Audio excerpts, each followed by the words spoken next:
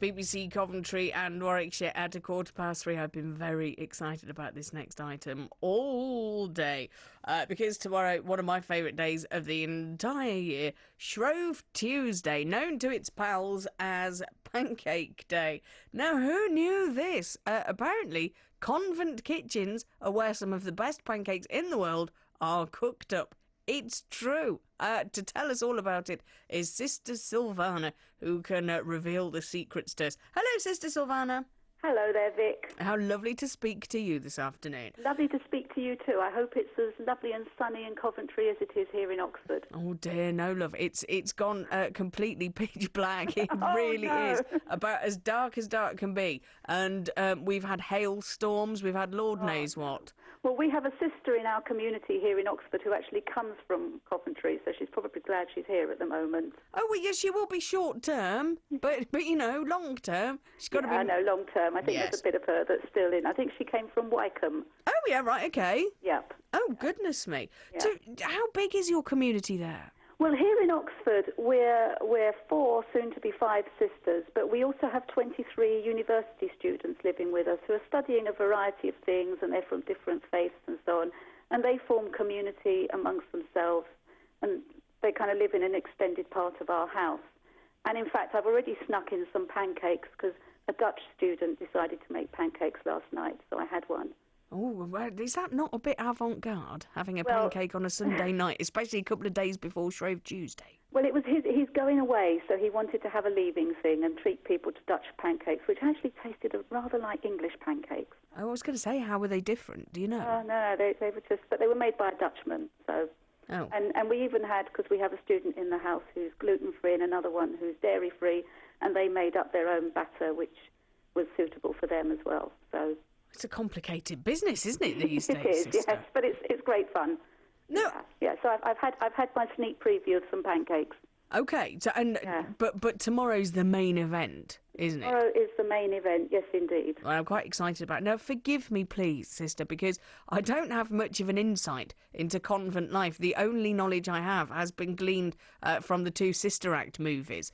Absolutely, yeah. So I'm guessing they're not entirely like real life. And in those films, the convent kitchen is quite an austere place. Is that what it's like at yours?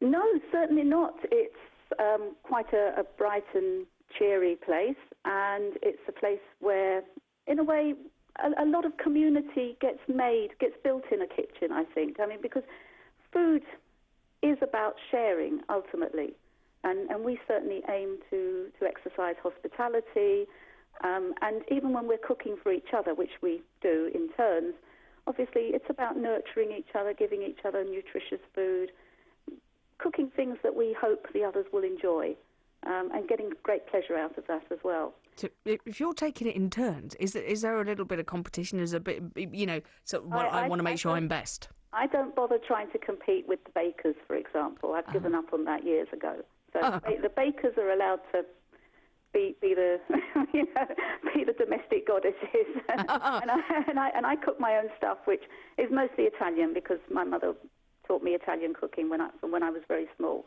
So I do a lot of that. But we also, as a community, we make decisions about, for example, buying fair trade products and things like that. And whoever cooks doesn't get to wash up. That's fair. That's very fair, yeah. I wish it was like that in our house, sister. I know, I'm sure a lot of your listeners are sitting there perking up at that. But that's one of the things. So somebody has performed a service for the community by cooking, and it's only fair then that other people wash up after her. She might do some washing up of her own on the way, but, she's not expected to do it all. Oof, I wish it was like that in our house. An entirely different kettle of fish, and I do most of the cooking as well. Oh, no. Sure, you're really good at it. Well, I wouldn't say that. I'll be honest with you. So listen, pancakes, do you look forward to Shrove Tuesday, or is it, flipping heck, it's pancakes again? Oh, no, because it's not like we get pancakes that regularly. So they are good fun.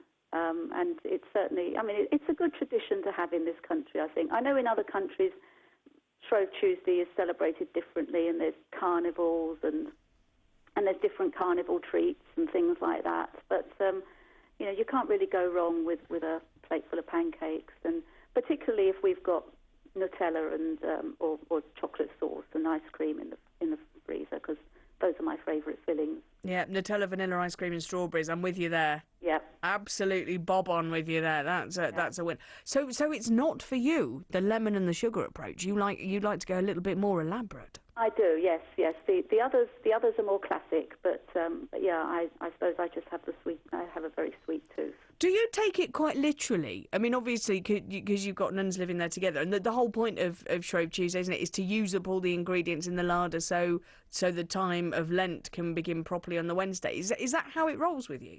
Well, not quite. We're not using up all the ingredients in the larder, but actually this evening, as a community, we're going to be meeting to talk about what we'd like to do as a community during Lent, as well as, obviously, each of us decides something individually. And what we might do as a community might be to do with the choices we make over what we eat and what we buy and so on, but it might also be that as a community we opt for extra time of prayer together, or a particular other practice or service, something like that. Because Lent isn't only about giving up. It's really also about, I suppose, freeing ourselves from certain things in order to be free for other things. I have this great thing about the fact that Lent, the word in English, comes from the Old English word that means spring. Okay. So for me, Lent is our springtime with God. Oh, right, okay. So it's new beginnings then? Is everything starting afresh? That's it, yeah. And we also do a bit of spring cleaning in the process. You know, so we maybe do a bit of interior decluttering and sort of put things in their right place and kind of think, well, how do I really want to live? You know, what is my deepest desire? And then we, as I say, we try to free ourselves from certain things in order to be free for other things. And that might be more prayer, more service, more of whatever. But I think if you look at Lent as a time that is a springtime with God, and you've got the imagery straight away, it is about new life and opening up and things like that. That makes it feel a lot more positive than regarding it as just about giving stuff up for 40 days. Positivity is the key, isn't it? Well, listen, enjoy yourself and make sure you got the ice cream in. For tomorrow. Don't worry, there's ice cream in the freezer already. Nice, good. I'm liking your work there, Sister Silvana. Listen, thank you so much for sharing the secrets of the convent